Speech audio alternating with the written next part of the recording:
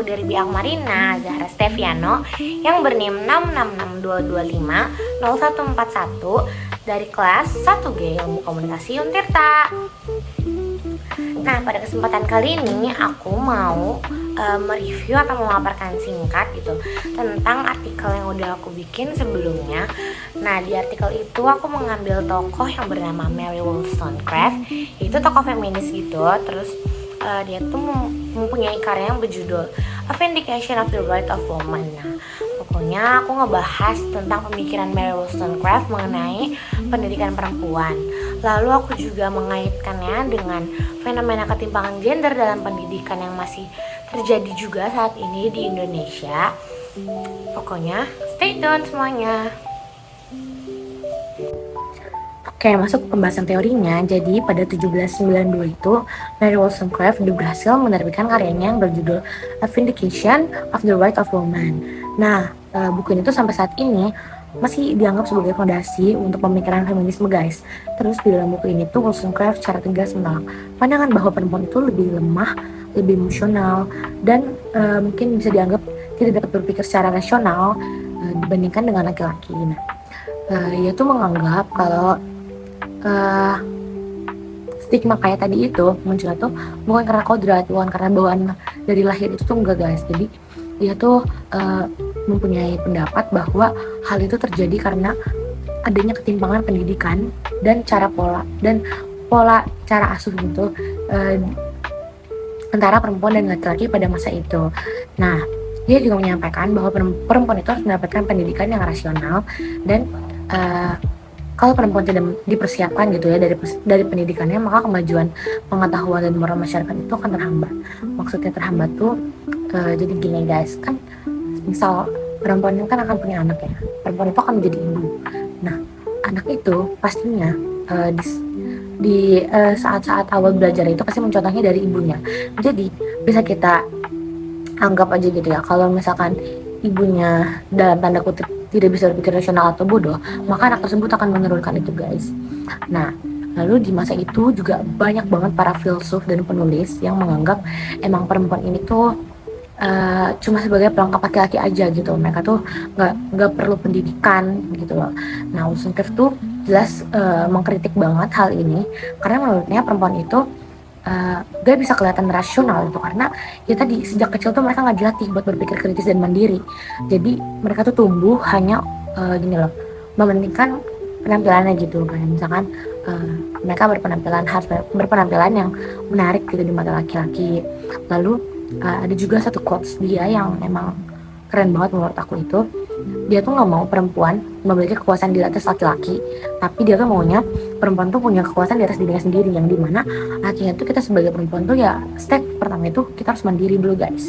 Kita harus menguasai diri kita sendiri dulu.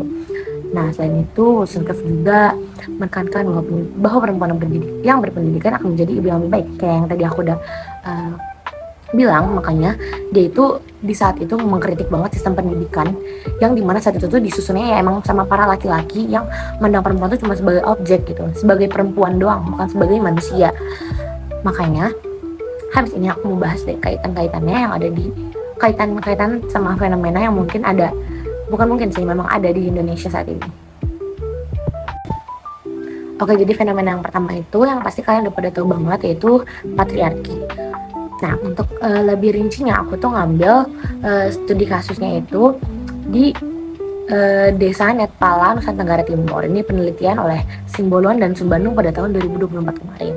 Nah, pada penelitian tersebut Simbolon sama Sumbanu ini menghasilkan ada angka putus sekolah anak perempuan di Desa Netpala itu lebih tinggi dibandingkan anak yang laki-laki.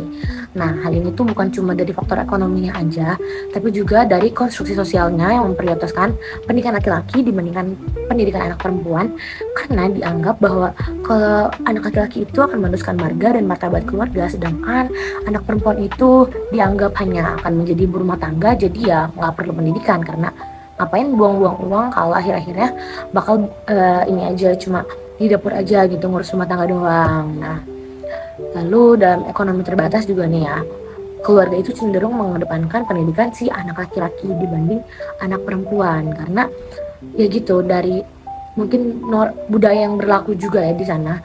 Jadi kalau di sana itu anak perempuan didorong untuk menikah muda gitu ya, mungkin sama seseorang yang lebih layak buat ngebantu ekonomi keluarganya sendiri. Nah, di dalam keluarga sendiri juga responden itu ada sempat bilang bahwa pendapat anak laki-laki itu lebih sering didengar dan diprioritaskan daripada pendapat anak yang perempuan.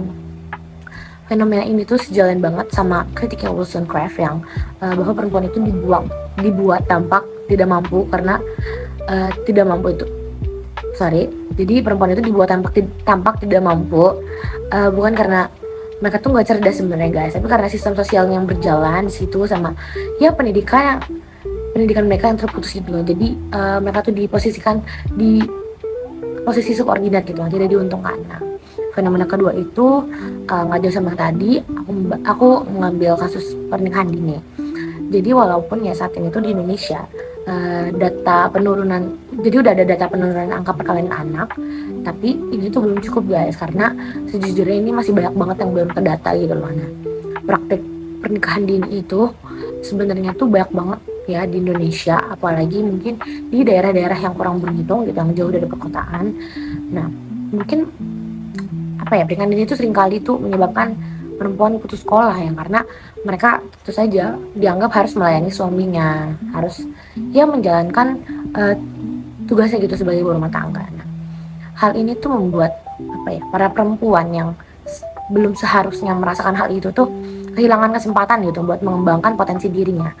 Terus juga mereka jadi menghadapi risiko kesehatan banget itu, baik secara yang fisik ataupun psikologisnya. Jadi kalau fisik itu mungkin karena misal mereka dihamili lalu mereka harus melahirkan anak di umur atau di fisik itu yang belum matang atau belum sesuai usianya gitu. Jadi itu tuh risiko untuk ada hal buruk terjadi itu besar banget. Lalu kalau tekanan psikologis itu sudah pasti, mungkin karena apalagi kalau yang terpaksa gitu ya, pasti kan bisa stres juga, depresi. Nah, terus juga bisa juga jadi kalau pernikahan dini itu bisa rawan gitu, ada KDRT-nya teman-teman.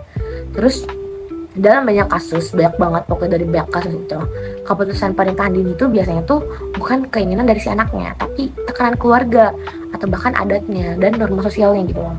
Jadi anak perempuan ini sering dianggap sebagai simbol kehormatan keluarga gitu, sehingga kayak ya udah kamu yang penting nikah aja dulu, nggak perlu lah sekolah, nggak perlu apa gimana. Kalau dilihat dari perspektif Wollstonecraft nih, pernikahan dini itu merupakan bentuk penindasan struktural terhadap perempuan, karena dengan ini menghalangi gitu perempuan untuk memperoleh pendidikan yang menjadi dasar kebebasan dari kemandirian. Nah, mungkin udah cukup aja aku cukupkan karena durasinya juga udah cukup panjang. Aku cuma mau memaparkan secara singkat aja, tapi ya kita cukupkan. Sekian, terima kasih udah menonton.